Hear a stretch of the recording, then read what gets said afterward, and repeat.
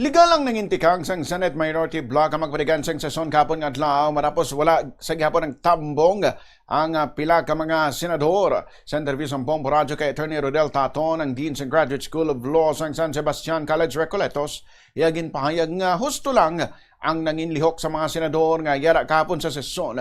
Agud mapakita nga wala managapabaya ang mga ini sa ila responsibilidad nga maistoryahan ang mga importante nga mga bagay sa pungsod. Ining nagakahulugan nga legal kag valid ang pagbago sa mga liderato sa mga Senate committees matapos ining ginpangunahan sa bago nga Senate President pro tempore nga si Senador Sherwin Gatchalian. Ginpakigbahin man ni Taton nga kung 3 ka consecutive days na nga wala sang sesyon sa Senado, dapat nga mayara man sang pag-istoryahanay sa Senate kag sa House of Representatives agud nga hindi man maapektuhan ang proseso sa lehislatura.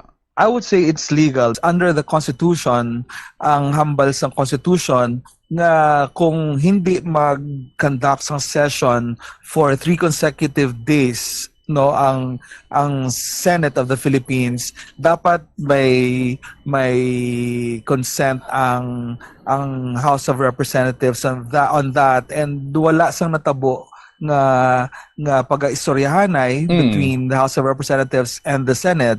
So if they will not proceed session, I think the senators who are present will be neglectful of their duty under the Constitution. Ang kabahin sang pagpatag ni Attorney Rodel Taton.